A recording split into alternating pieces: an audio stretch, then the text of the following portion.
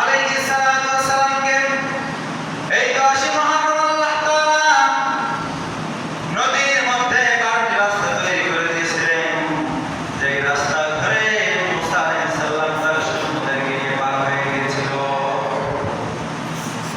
ফিরআউনের দরবার যখন মুসা আলাইহিস সালামকে ধাওয়া করেছিল, মুসা আলাইহিস সালাম তার সঙ্গীদেরকে নিয়ে নীল নদের দিকে অগ্রসর হলেন। তখন তিনি নদীর কিনারায় যখন গেলেন, মুসা আলাইহিস সালামের সঙ্গীরা বললেন, হে আল্লাহর নবী মুসা, সামনে তো নদী, সামনে ফিরআউনের দরবার, আপনি এখন কিভাবে পার হবেন? তখন মুসা আলাইহিস সালাম বললেন, হে আমার সাহাবায়ে কেরাম, হে আমার সঙ্গীরা, আল্লাহর উপর তাওয়াক্কুল করো, এক আল্লাহর উপর তাওয়াক্কুল করো, আল্লাহ পাক রব্বুল আলামিনের সব ব্যবস্থা করে দিবেন। তখন আল্লাহর নবী মুসা আলাইহিস সালাম সহ তার সাহাবায়ে কেরাম তারা সকলে আল্লাহ পাকের উপর তাওয়াক্কুল করলেন। আল্লাহ পাক রব্বুল আলামিন তার কুদরতি ইশারায় বললেন, হে মুসা, তোমার লাঠি দ্বারা তুমি নদীর উপরে আঘাত করো। মুসা আলাইহিস সালাম নদীর উপরে আঘাত করার সাথে সাথে আল্লাহ রব্বুল আলামিন তার কুদরতি ইশারায় 12টি রাস্তা তৈরি করে দিলেন। সুবহানাল্লাহ। আল্লাহ নবী মুসা আলাইহিস সালাম তিনি ওই রাস্তা ধরে তার সৈন্যদেরকে নিয়ে পার হয়ে গেলেন। পার হয়ে যখন পার উঠলেন ফিরআউনের দরবার, তারা তখন ওই নদীর কিনারে আসলেন। তারা চিন্তা করতেছেন, আল্লাহ মনে হয় আমার জন্যই এই রাস্তা বানিয়েছে। আল্লাহকে তো বিশ্বাস করতেন না, কিন্তু ফিরআউন কি বলতেছে যে রাস্তা আমার জন্যই হয়েছে। তারপর ফিরআউন যখন ওই রাস্তা ধরে অগ্রসর হলেন সামনের দিকে, তার সৈন্যদেরকে নিয়ে রাস্তার মধ্যবর্তী স্থান যখন পাড়ি পর্যন্ত গেলেন, আল্লাহ পাক বলতেছেন, মুসা, এখন লাঠিটা উঠাও। মুসা আলাইহিস সালাম লাঠি উঠিয়ে নিলেন। ফিরআউনের দরবার সহ ফিরআউন সমস্ত সবাই নদীর মধ্যে হাবুডুবু খেয়ে সবাই মারা গেল।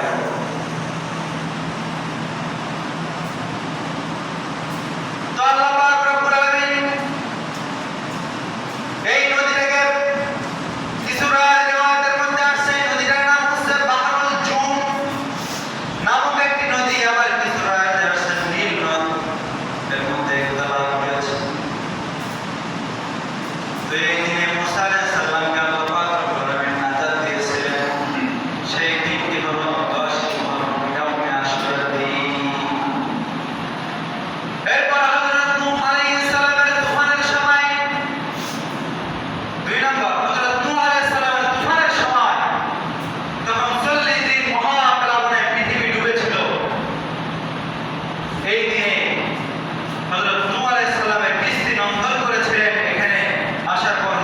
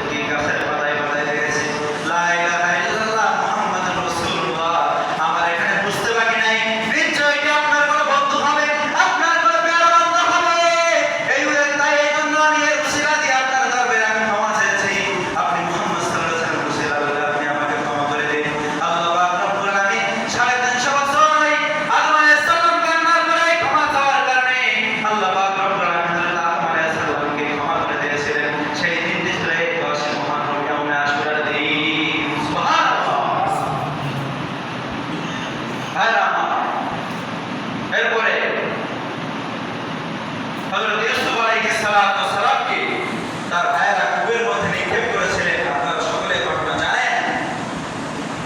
তার সৎ ভাই ছিল 10 জন, আপন ভাই ছিল কয়জন? তারা 2 ভাই ছিল আপন। হযরত ইয়াকুব আলাইহিস সালামের 12টা সন্তান ছিল। তো অন্যান্য স্ত্রীর সন্তান ছিল 10টা, আর আরেকজন স্ত্রীর সন্তান ছিল 2টা। তো ইউসুফ আলাইহিস সালামকে তার বাবা ইয়াকুব আলাইহিস সালাম খুব অধিক পরিমাণে যত্ন করতেন তার অন্যান্য সন্তানদের চেয়ে।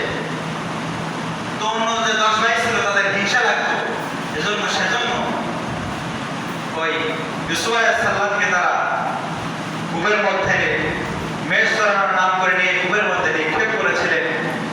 সেই দিনটি ছিল 10 মুহররম। আর আল্লাহ পাক রব্বুল আলামিন ওই কূপ থেকে আল্লাহ পাক রব্বুল আলামিন হযরত ইউসুফ আলাইহিস সালামকে নাজাত দিয়েছিলেন। সেই দিনটি ছিল 10 মুহররম। সুবহানাল্লাহ। হযরত ইউসুফ আলাইহিস সালামকে এদিন আল্লাহ পাক যে বরকত দান করেছেন। এরপরে হযরত ঈসা আলাইহিস সালামকে এই 10 মুহররম তার মায়ের পেট থেকে আল্লাহ পাক রব্বুল আলামিন বাবা ছাড়া, বাবা বিহীন হযরত ঈসা আলাইহিস সালামকে সৃষ্টি করেছিলেন। হযরত ঈসা আলাইহিস সালামের বাবা ছিল না, তার মায়ের পেট থেকে আল্লাহ রব্বুল আলামিন বাবা ছাড়া সন্তান হযরত ঈসা আলাইহিস সালামকে দুনিয়ার মধ্যে পাঠিয়েছিলেন। যেদিনে পাঠিয়েছিলেন সেই দিনটিও ছিল এই 10 মুহররম ইয়াউমে আশুরা।